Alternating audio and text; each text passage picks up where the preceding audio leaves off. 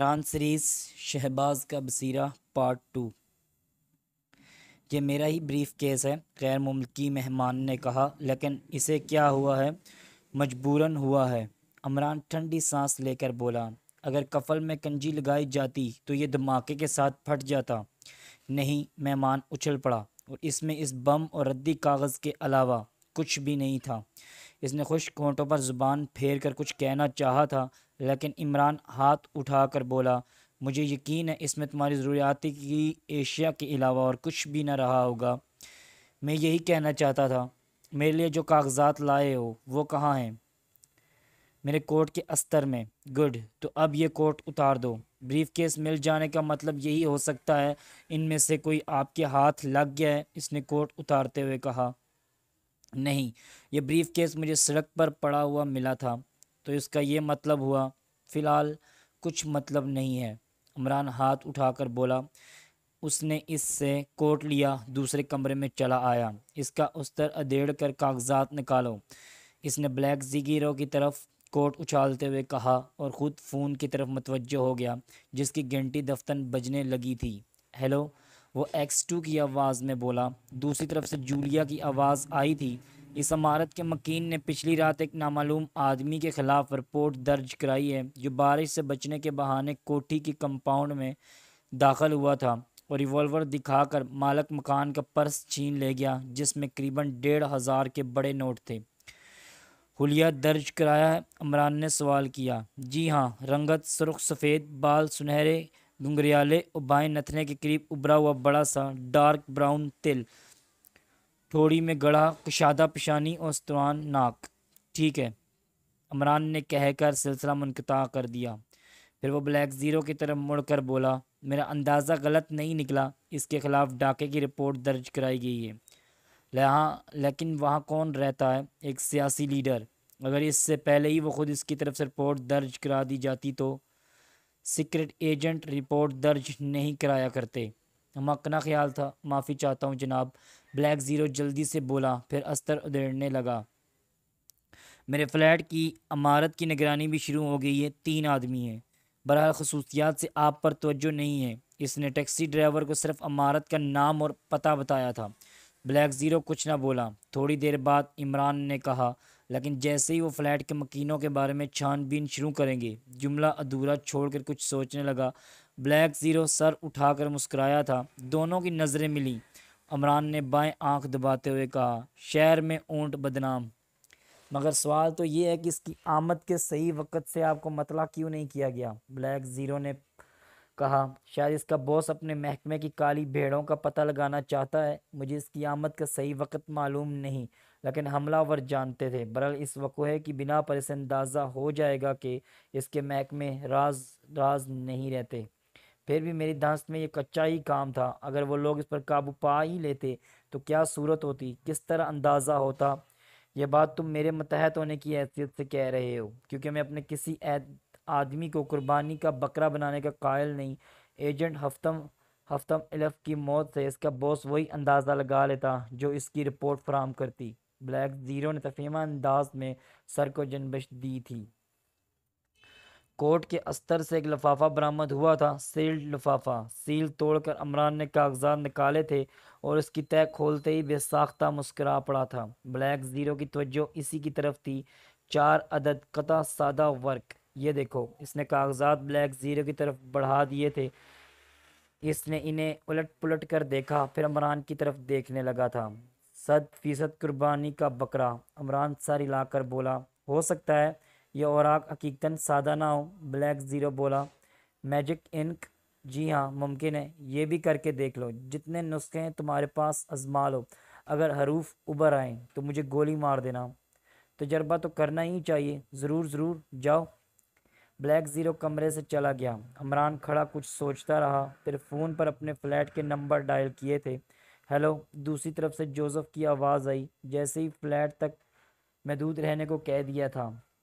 کیا خبر ہے؟ او باس، ہر 3-4 منٹ بعد کوئی تمہیں فون پر مسلسل کال کیے جا رہا ہے، لیکن کوئی پیغام دینے پر تیار نہیں۔ کہتا ہے تمہیں سے بات کرے گا۔ اس سے کہو 343 پر رنگ کرے۔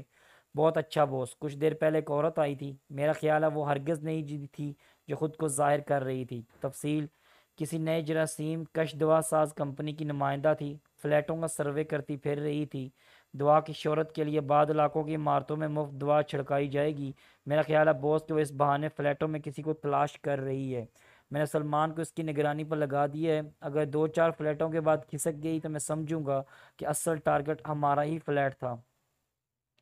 تجھ پر میری محنت ضائع نہیں ہوئی، بس یہ دیکھنا ہے کہیں وہ سلمان کا بچہ اسے دوپہر کا کھانا نہ کھلا دے۔ اور نمبر یاد ہے جو ابھی بتایا تھا؟ ہاں باس، 343۔ ٹھیک ہے، کہہ کر عمران نے ریسیور کریڈل پر رکھ دیا۔ 10 منٹ بعد بلیک زیرو کمرے میں داخل ہوا۔ اسی وقت فون کی گھنٹی بجی تھی۔ عمران نے ریسیور اٹھا لیا۔ اس کی نظر بلیک زیرو پر تھی، جس کے ہاتھ میں سادہ کاغذ کے وہ 4 شیٹ تھے جنہیں کچھ دیر پہلے وہ تجربے کے لیے لے گیا تھا۔ ہیلو، عمران سپیکنگ، اس نے ماؤتھ پیس میں کہا۔ چہارم الف، دوسری طرف سے آواز آئی۔ اوہ اچھا، کیا خبر ہے؟ ہفتم الف آپ تک پہنچایا یا نہیں؟ مجھے اس تک پہنچنا پڑا، بخیریت ہے۔ پچھلی رات ہم اس کا سراغ کھو دیا تھا، دوسری طرف سے آواز آئی۔ وہ محفوظ ہے، تو پھر کاغذات آپ کو مل گئے ہوں گے، اور میں اصل کاغذات کا منتظر ہوں، عمران نے کہا۔ وہ آپ تک پہنچ جائیں گے، فلیٹ میں نہیں، میں فلیٹ میں نہیں مل سکوں گا۔ تو پھر 9 بجے شب، ٹپ ٹاپ نائٹ کلب۔ تم اپنے کوٹ کے کالر میں گل داؤدی کے 3 پھول لگاؤ گے، میرے آدمی کے شناختی الفاظ مرحبا یا اخی ہوں گے۔ بہت بہتر، ہفتم الف کو اپنے پاس ہی روکیے رکھیے گا، کاغذات ملنے کے بعد وہ آپ کے لیے کارآمد ثابت ہوگا۔ بہت اچھا۔ دوسری طرف سے سلسلہ منقطع ہونے کی آواز سن کر اس نے ریسیور رکھ دیا۔ کیا رہی؟ اس نے بلیک زیرو سے پوچھا۔ آپ کا خیال درست تھا، اس نے مردہ سی آواز میں کہا۔ اصل کاغذات آج رات کو 9 بجے ٹپ ٹاپ میں ملیں گے، تم ہی جا کر لاؤ گے۔ میں نہیں سمجھا، میں غلط سمجھا تھا، وہ قربانی کا بکرا نہیں تھا۔ جنرل اسفند یار کے کسی آدمی نے اس پر یہاں نظر رکھی تھی، اگر وہ پکڑا گیا ہوتا تو وہ اس کے لیے کچھ کرتا، لیکن اس کے بچ نکلنے کے بعد سے اس دوسرے آدمی نے اس کا سراغ کھو دیا تھا۔ تو یہ کیا یہ کال اسی دوسرے آدمی کی تھی؟ جی ہاں، اس نے مجھے پہلے ہی اطلاع دے دی تھی۔ جنرل کا کوئی آدمی کچھ اہم کاغذات کے ساتھ مجھ تک پہنچنے والا ہے۔ ان لوگوں نے کیا اسکیم بنائی ہے جنہوں نے اسے پکڑنے کی کوشش کی تھی؟ فی الحال انہی کو میرے خلاف کوئی اسکیم تیار کرنے دو، میرے فلیٹ کی تلاشی لی جا چکی ہے، عمران نے کہا، اور جوزف سے ہونے والی گفتگو سے متعلق بتانے لگا۔ 11 بجے شب کو کسی نے دروازے پر دستک دی تھی۔ سلمان نے دروازہ کھولا تھا۔ دونوں اسے دھکا دیتے ہوئے اندر گھس آئے تھے۔ ایک کے ہاتھ میں ریوالور تھا۔ سلمان نے حیرت سے پلکیں چپکائی تھیں۔ عمران کہاں ہے؟ ریوالور والے نے کڑک کر پوچھا۔ یہ کیا بدتمیزی ہے، تم اس طرح کیوں گھس آئے ہو؟ سلمان دہاڑا تھا۔ خاموش رہو، یہ کھلونا نہیں ہے، ریوالور والے نے ہاتھ ہلا کر کہا۔ میرے سوال کا جواب دو ورنہ پیشانی میں سوراخ ہو جائے گا۔ میں نہیں جانتا وہ کہاں ہیں، بتا کر نہیں جاتے، سلمان نے کہا، اور اس نے کنکھیوں سے جوزف کو دیکھا جو پوری طرح اس کی طرف متوجہ نہیں ہوا تھا۔ وہ اپنے کمرے سے نکلا، بے آواز چلتا ہوا، دونوں کے پیچھے آ کھڑا ہوا تھا۔ اچھی بات ہے، ہم یہیں ٹھہریں گے، ریوالور والے نے کہا، اور میں تمہیں کافی بنا بنا کر پلاؤں گا۔ سلمان ہنس کر بولا، بکواس مت کرو۔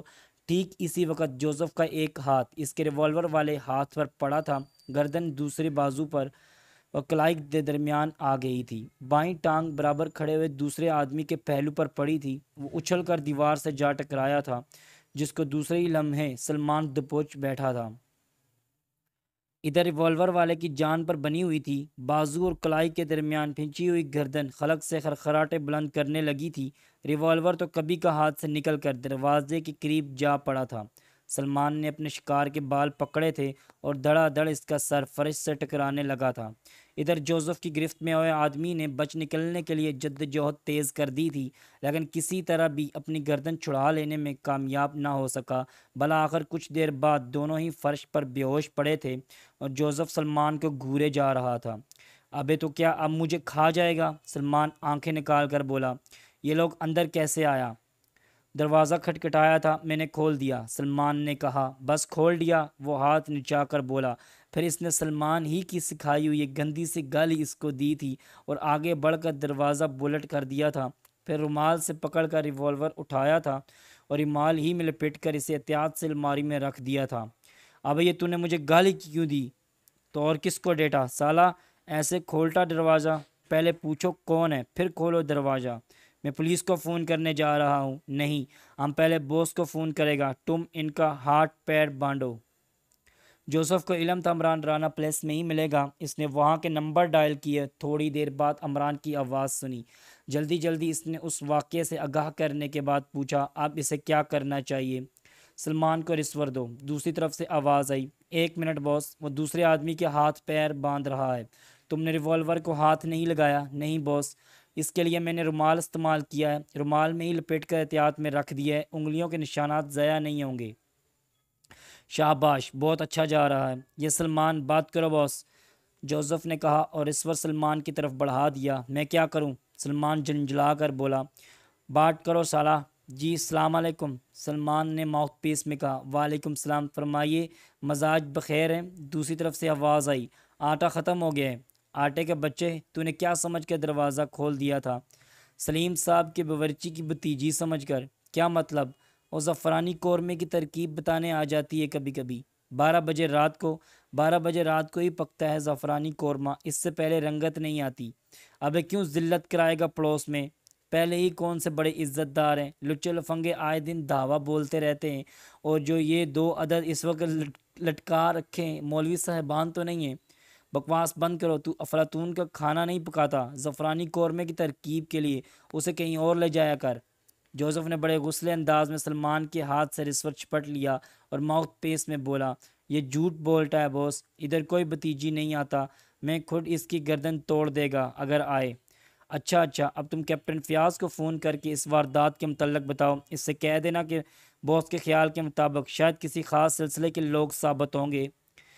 بہت اچھا باس۔ دوسری طرف سے رابطہ منقطع ہونے کی آواز سن کر اس نے بھی رسور رکھ دیا تھا۔ اب تو بھتیجیوں کی فوج آئے گی، یہاں دیکھتا ہوں تو کیا کر لیتا ہے۔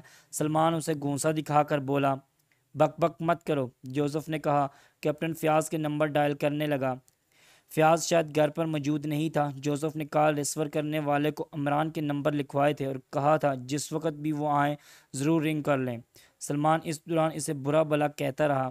اٹھاؤ ان کو، ادھر لے چلو، جوزف بے ہوش آدمی کی طرف اشارہ کر کے بولا۔ تم خود اٹھاؤ، میں نہیں اٹھاتا۔ تم سالہ نہیں سمجھتا، ادھر آدمی ہوگا، وہ آ سکتا ہے، پوچھ سکتا ہے۔ میں جا رہا ہوں سونے، تم سالے ٹھہرے 30 مار خان، خود ہی سمجھتے بوجھتے رہنا۔ سلمان سچ مچ چلا گیا تھا۔ جوزف نے بھی خاموشی اختیار کر لی تھی۔ وہ کچھ سوچ رہا تھا، پھر بے ہوش آدمیوں کو وہاں سے کہیں اور منتقل کرنے کے بجائے خود وہیں بیٹھ گیا۔ قریباً 10 منٹ بعد سلمان پھر واپس آیا۔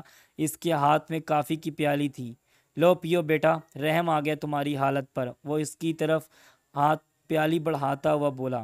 جوزف کے دانت نکل پڑے تھے۔ وہ پیالی لیتا ہوا اسے آنکھ مار کر بولا، تم لڑکی ہوتا تو ہم تم سے شادی بناتا، میں لڑکی ہوتا تم جیسے صورت حراموں سے مجھے کیا لینا دینا ہوتا، اور نہ یہاں جھک مار رہا ہوتا۔ سالہ تم پیارا بھی لگتا، چل بے مکھن نہ لگا، جلدی سے پی لے، نہیں تو انہیں بھی پلانی پڑے گی اگر سالے ہوش میں آ گئے، پتہ نہیں کون ہے اور کیا چاہتے ہیں۔ جوزف کچھ کہنے ہی والا تھا، فون کی گھنٹی بجی۔ اس نے کافی کی پیالی میز پر رکھ کر رسور اٹھایا۔ دوسری طرف سے عمران کی آواز سنائی دی۔ کیپٹن گھر پر موجود نہیں ہے باس، جوزف نے کہا۔ اچھا تو میرے حوالے سے حلقے کے تھانے میں فون کرو، جو آفیسر ڈیوٹی پر ہو اسے پورا واقعہ بتا کر کہو حملہ آوروں کو لے جائے۔ اوکے باس، میں بھی نہیں چاہتا دیر تک یہاں پڑے رہیں، ہو سکتا ہے ان کے کچھ اور ساتھی بھی انہیں تلاش کرتے ہوئے پہنچ جائیں۔ اس کی فکر نہ کرو، اب کوئی بھی فلیٹ میں قدم نہیں رکھ سکے گا۔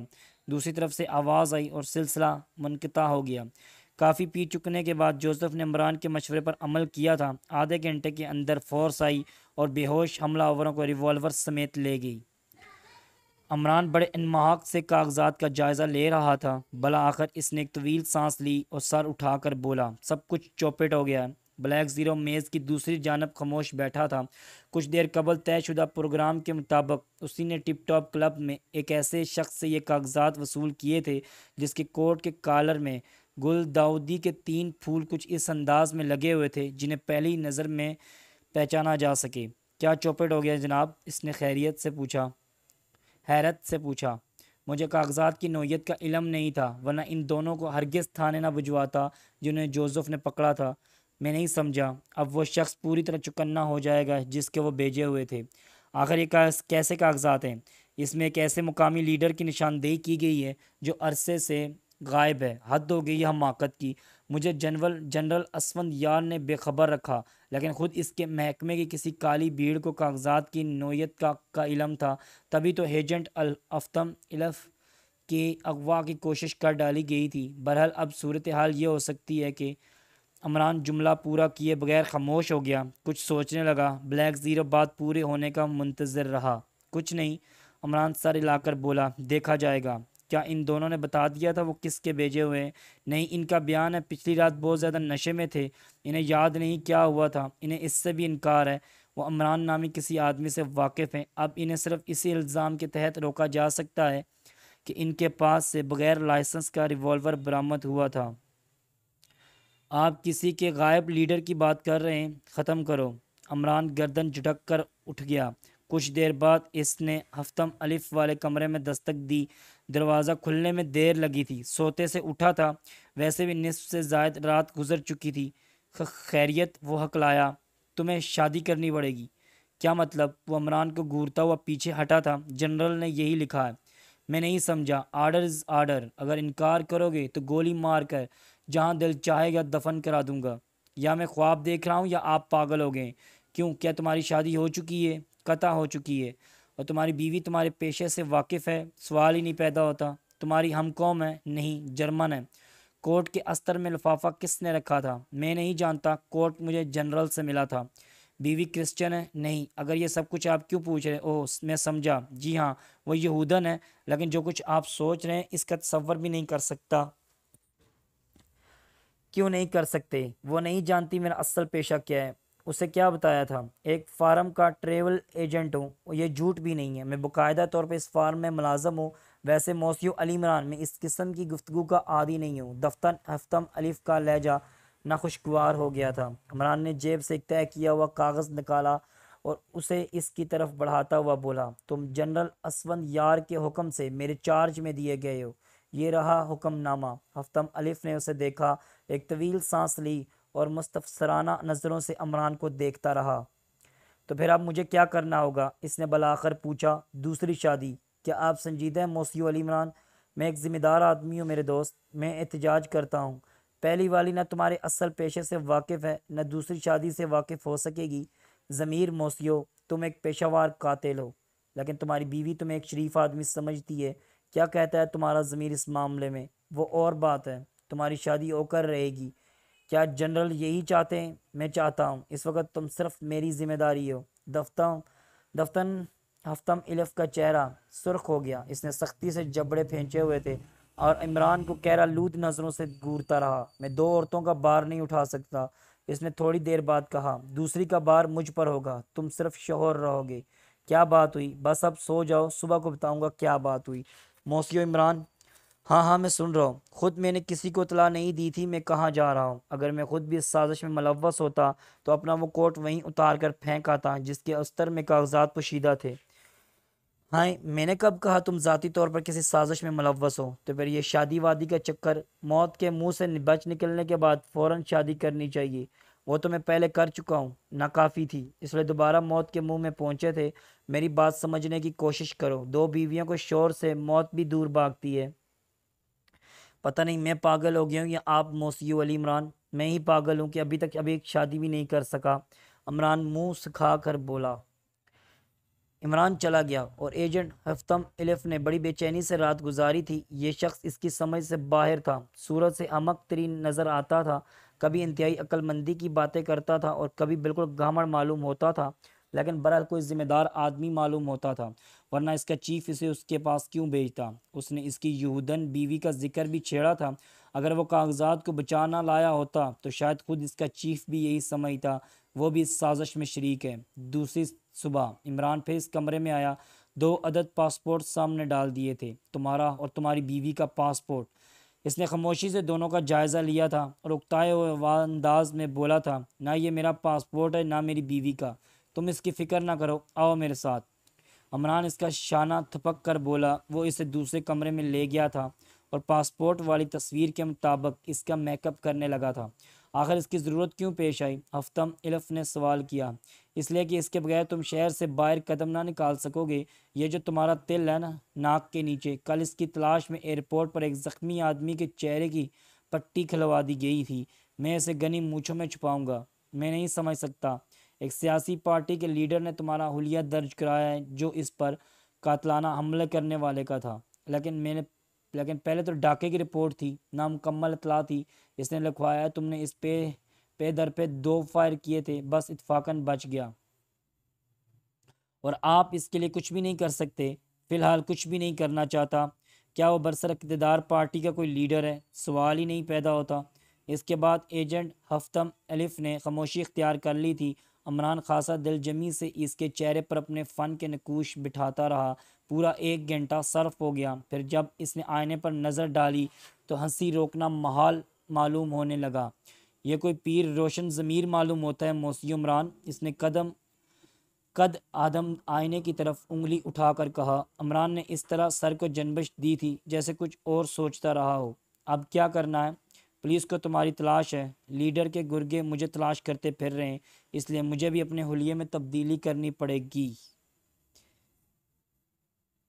تو کیا آپ بھی میرے ساتھ چلیں گے؟ یقیناً، ورنہ تم اپنی بیوی کا تابوت تنہا کیسے لے جاؤ گے؟ کیا مطلب؟ ہفتم الف کا بوکھلا کر کہا۔ دوسری بیوی کا تابوت؟ عمران بائیں آنکھ دبا کر بولا۔ مجھے بے حد افسوس ہے، تمہارے نکاح میں آنے سے قبل ہی بیچاری اللہ کو پیاری ہوگی۔ میں سچ مچ پاگل ہو جاؤں گا۔ مجھے سرحد پار کرا دینے کے بعد تمہیں کھلی چھٹی ہوگی، خواہ پاگل ہو جاؤ خواہ سچ مچ دوسری شادی کر ڈالو۔ وہ عمران کو تیکھی نظروں سے دیکھتا رہا۔ عمران نے پاسپورٹ کی طرف اشارہ کر کے کہا، اس پاسپورٹ کے مطابق تمہارا نام خرم خان ہے، تابوت والی سرفرزانہ خانم تھی، تم اسے اپنے ساتھ یہاں لے آئے تھے، اتفاقاً وہ مر گئی، اب تم اس کی لاش لے جا رہے ہو تاکہ اپنے آبائی قبرستان میں دفن کر سکو۔ کیا وہ سچ مچ مر گئی ہے؟ دیکھو دوست، کوئی زندہ عورت کبھی تابوت میں لیٹنا پسند نہ کرے گی۔ خدا جانے، میں خود کو بالکل احمق محسوس کر رہا ہوں۔ 1 ہفتے کے اندر میں تمہیں احمقوں کا تاجدار بنا دوں گا، فکر نہ کرو۔ تابوت کہاں ہے؟ روانگی کے وقت ساتھ ہو جائے گا۔ عمران نے اپنا میک اپ شروع کر دیا تھا۔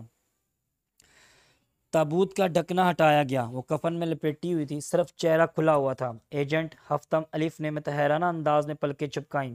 اگر زندہ ہوتی تو تم شادی سے انکار نہیں کر سکتے، عمران نے آہستہ سے کہا۔ ایسی حسین عورتیں میں نے کم ہی دیکھی ہوں گی۔ یہ کون تھی موسیو؟ میرا مطلب حقیقتاً کون تھی؟ عمران نے کوئی جواب دیے بغیر ڈھکنا بند کر دیا۔ قریبی کی میز پر ایک نقشہ پھیلاتے ہوئے اسے قریب آنے کا اشارہ کیا۔ جنرل اسفند یار کے خیال کے مطابق اس ملک کے ویران اس سے تمہارے دیکھے بالے ہیں۔ جی ہاں، اور شمالی سرحد کے قریب ہی کہیں تم نے اپنا ٹھکانہ بنا رکھا ہے۔ یہ بھی درست ہے، اور یہاں کے باشندوں کی زبان بالکل انہی کے لہجے میں بول سکتے ہو۔ جی ہاں، بس تو پھر ہم اسی جگہ سے سرحد پار کریں گے۔ عمران نے نقشے پر ایک جگہ انگلی رکھتے ہوئے کہا، اوہ، آپ نے باقاعدہ نشان لگا رکھے ہیں؟ یہ نقشہ انہی کاغذات میں تھا جو تم لائے ہو؟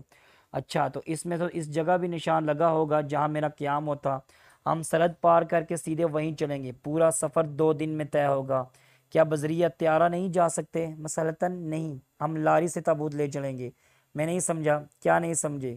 کیا اس سفر کے لیے تابوت ضروری ہے؟ اشد ضروری ہے۔ لیکن 2 دن تک اس لاش کا کیا حال ہوگا؟ اس کا انتظام بھی کر لیا گیا ہے، لاش خراب نہیں ہونے پائے گی۔ ایسے عجیب حالات سے پہلے کبھی دوچار نہیں ہوا۔ عمران نے اس ریمارک پر کوئی جواب نہیں دیا تھا، لیکن شاید ہفتم الف خاموش نہیں رہنا چاہتا تھا۔ اس نے کہا، اور یہ بھی پہلی بار ہوا ہے۔ اس نے اپنے میک اپ کیے ہوئے چہرے کی طرف انگلی اٹھائی تھی۔ کیا اس سے کوئی تمہیں تکلیف ہو رہی ہے؟ نہیں، لیکن الجھن ضرور ہو رہی ہے۔ تھوڑی دیر بعد عادی ہو جاؤ گے۔ ہاں، اچھی طرح ذہن نشین کر لو، تم یہاں صرف اسی لیے بھیجے گئے اس ملک میں میری رہنمائی کر سکو، ورنہ کاغذات تو دوسرے ذرائع سے بھی پہنچ سکتے تھے۔ میں سمجھ گیا، لیکن تابوت ابھی تک میں سمجھ نہیں آ سکا۔ انگریزوں کی سپائی فلمیں دیکھتے ہو؟ عمران نے پوچھا۔ کبھی کبھی۔ سیکرٹ ایجنٹ کے ساتھ ایک عورت ضرور ہوتی ہے۔ اوہو، وہ ہنس پڑا۔ زندہ عورت اس لیے ساتھ نہیں رکھتا، بکواس بہت کرتی ہے۔ زندہ عورت سے محبت بھی کرنی پڑتی ہے۔ اس کی محبت برداشت کرنے کے لیے دماغ کو کباڑ خانہ بنانا پڑتا ہے۔ بسا اوقات تو کوئی ایسی بھی مل جاتی ہے شادی کیے بغیر نہیں مانتی، جیسے کہ تمہارے ساتھ ہوا تھا۔ آپ کیا جانیں؟ ہفتم الف اچھل پڑا۔ سب کی کہانی ایک ہی ہے میرے دوست، فطرت آدم ذات بھی ایک ہی ہے، صرف نام بدلے ہوئے ہوتے ہیں کرداروں کے۔ کیا آپ سچ مچ غیر شادی شدہ ہیں؟ الحمدللہ۔ میں اپنی بیوی کو کسی طرح باور نہ کرا سکوں گا کہ ترکاریوں کی آڑھت کرتا ہوں۔ آپ کے ساتھ بہت اچھا گزرے گا موسیو عمران۔ شام تک ان کی روانگی ہو گئی تھی۔ گاڑی پر صرف 4 افراد تھے، ایک ڈرائیور، ایک کلینر اور 2 یہ تابوت پچھلے حصے میں رکھا ہوا تھا۔ آپ کا ملک بہت خوبصورت ہے، افطم الف نے کہا۔ شکریہ، مجھے بھی تمہارا ملک بہت پسند آیا تھا۔ کیا آپ وہاں کبھی نہیں گئے؟ گیا ہوں، لیکن صرف شہروں تک محدود رہا، غیر آباد جگہوں سے واقف نہیں ہوں۔ پورا ملک میرا چھانا ہوا ہے، اس لیے جنرل اسفند یار نے تمہیں اس مہم کے لیے منتخب کیا ہے۔ کیا قصہ ہے؟ ابھی سے ذہن کو نہ الجھاؤ، وہیں پہنچ کر دیکھا جائے گا۔ اس بیچاری عورت کے اصل شوہر کو اس پر آمادہ کرنے پہ خاصی دشواری پیش آئی ہوگی۔ عمران کچھ نہ بولا۔ ہفتم الف سمجھ گیا وہ اس بارے میں گفتگو نہیں کرنا چاہتا، لیکن اس نے بھی خاموشی اختیار کر لی۔ سفر رات بھر جاری رہا۔ نصف شب کے بعد عمران نے ڈرائیور سے آرام کرنے کو کہا تھا اور خود اسٹیئرنگ سنبھال لیا تھا۔ دوسری صبح عمران نے گاڑی سڑک سے اتار کر ایک گاؤں کی طرف موڑ دی۔ وہاں انہوں نے ناشتہ کیا۔ ہفتم الف حیرت سے آنکھیں پھاڑے چاروں طرف دیکھتا رہا، پھر خوش ہو کر بولا، وہی کیا؟ عمران چونک کر اسے گورنے لگا۔ وہی جگہ، 100% وہی جگہ۔ عمران بدستور مستفسرانہ نظروں سے اسے دیکھتا رہا۔ میں آپ کے یہاں کی فلمیں اکثر دیکھتا رہتا ہوں، وہ شاید یہیں فلمائی جاتی ہیں۔ مجھے اس کنویں پر لے چلیے جہاں سے ہیروین پانی بھرتی تھی اور بہت سی لڑکیاں اس کے گرد رقص کرتی تھیں۔ عمران نے رونی صورت بنائی اور کراہ کر بولا، بھائی وہ گاؤں تو صرف چھپن چھری اسٹوڈیوز میں پایا جاتا ہے۔ یہ حاجی چودھری اللہ رکھا کا پنڈ ہے۔ حاجی صاحب کنویں پر ناچنے والیوں کے اباؤں کو ڈنڈے مار مار کر ہلاک کر دیں۔ اوہو، افطم الف کے لہجے میں مایوسی تھی۔ آپ لوگ بہت مذہبی ہیں۔ بہت نہیں، صرف 20%۔ اگر 50% بھی ہو جائیں تو ساری دنیا میں ہم سے آنکھ نہ ملا سکے۔ پھر خاموشی سے ناشتہ کرتے رہے۔ افطم الف تو شروع سے ہی فکر مند نظر آتا رہا۔ ناشتے کے اختتام پر اس نے عمران سے کہا، لیکن اس حلیے میں تو وہاں نہیں جا سکوں گا جہاں اپنا ٹھکانہ بنا رکھا ہے۔ یہ حلیہ صرف سرحد پار چیکنگ کے لیے ہے، آگے بڑھتے ہی سب کچھ ختم ہو جائے گا۔ اور یہ تابوت، میری وہ قیام گاہ کسی ویرانے میں نہیں ہے، آس پاس کچھ اور بھی رہتے ہیں، مجھے ایک اسکالر کی حیثیت سے جانتے ہیں، سمجھتے ہیں کہ شہر کی رہائش سے اکتا کر میں اس گوشہ عافیت کا رخ کرتا ہوں۔ وہاں یہ میری بیوی کا تابوت بن جائے گا، تم قطع فکر نہ کرو۔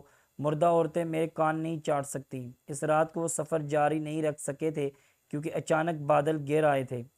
گرج چمک کے ساتھ بارش شروع ہو گئی تھی، ہوا بھی تیز تھی۔ لاری سڑک سے اتار کر ایک میدان میں کھڑی کر دی گئی تھی، کھڑکیوں کے شیشے چڑھا دیے گئے تھے۔ ایجنٹ ہفتم الف بہت خوش نظر آ رہا تھا۔ اس نے کہا، موسیو عمران، کیا آپ مرطوب موسم میں بھی نہیں پیتے؟ پینے پلانے کا موسم سے کیا تعلق؟ کچھ لوگ کیف و برشگال کو دوبالا کرنے کے لیے شوقیہ بھی پی لیتے ہیں۔ یار مجھے کبھی کسی چیز کا شوق نہیں رہا۔ چلتی پھرتی مشین ہے آپ، تم پینا چاہو تو پی سکتے ہو، مجھے کوئی اعتراض نہ ہوگا۔ افطم الف نے تھیلے سے بوتل نکالی اور پلاسٹک کے گلاس میں انڈیلنے لگا۔ دفتن اس نے ہاتھ روک کر کہا، یہ میں کیا کرنے لگا ہوں؟ ہمارے ساتھ ایک جنازہ بھی ہے۔ جنازے کی پرواہ نہ کرو، مرنے کے بعد بھی جو عورت ساتھ چھوڑنے پر تیار نہ ہو، اس کا کہاں تک خیال رکھا جائے گا؟ تو پھر پی لوں؟ عمران کچھ نہ بولا۔ ہفتم الف ہلکی ہلکی چسکیاں لینے لگا تھا۔ تھوڑی دیر بعد اس نے کہا، مجھے بار بار اس کا چہرہ یاد آ رہا ہے، بڑی دلکش عورت رہی ہوگی۔ ہاں تھی تو کیا خیال، اگر زندہ ہوتی تو شادی کر لیتے۔ بات دراصل یہ ہے عمران کہ ہر عورت 6 ماہ بعد مجھے بری لگنے لگتی ہے۔ تو تم اپنی بیوی سے پوری طرح متفرع ہو چکے ہو؟ ہاں، لیکن چونکہ بیوی ہے اس لیے چھٹکارا ناممکن ہے۔ کبھی کبھی نفرت کا اظہار بھی کرتے ہوں گے۔ سب سے بڑی ٹریجڈی یہی ہے، ایسا نہیں کر سکتا کیونکہ اسی زبان سے اس کی محبت کے گیت گا چکا ہوں۔ سوال تو یہ ہے، محبت نفرت میں کیوں بدل گئی؟ جب تک شادی نہیں ہوتی محبوبائیں تصویر بنی رہتی ہیں اور شادی ہو جانے کے بعد کفن پھاڑنے لگتی ہیں۔ خدا انہیں غارت کرے۔ ضرور ضرور۔ تو آپ مجھ سے متفق ہیں؟ دوسری گلاس کے اختتام پر بالکل متفق ہو جاؤں گا۔ آپ کو متفق ہونا ہی پڑے گا، میں غلط نہیں کہتا، مگر آپ کیا جانیں، آپ نے شاید کبھی محبت بھی نہیں کی ہو، اس کے لیے کوالیفائڈ نہیں ہوں۔ کیا مطلب؟ میرا معدہ کبھی خراب نہیں ہوا۔ میں نہیں سمجھا۔ معدے میں پیدا ہونے والی بعض ناقص رطوبتیں محبت کا اقوام بناتی ہیں۔ کیا آپ سچ کہہ رہے ہیں؟ تبھی حقیقت ہے، سارا قصور میری ماں کا ہے۔ کیا مطلب؟ بچپن میں مجھے مار مار کے کیسٹر آئل پلایا کرتی تھی، تب تو معدہ باقی ہی نہ بچا ہوگا، خدا جانے۔ اس نے دوسری گلاس کا آخری گھونٹ لیا تھا۔ رات انہوں نے اسی میدان میں گزاری تھی، باری باری سے سوتے جاگتے رہے تھے۔ صبح ناشتے کے بعد پھر سفر شروع ہوا۔ تو آپ مجھے اس عورت کے بارے میں کچھ نہیں بتائیں گے؟ افتم الف نے عمران سے کہا۔ تدفین سے پہلے نہیں۔ کہاں دفن کریں گے؟ جہاں بھی موقع مل گیا۔ تو کیا اس بیچاری کی قبر گمنام ہی رہے گی؟ اس کا انصار بھی قبر بننے یا نہ ماننے پر ہوگا۔ افتم الف نے لاپرواہیوں سے شانوں کو جنبش دی اور اونگنے لگا۔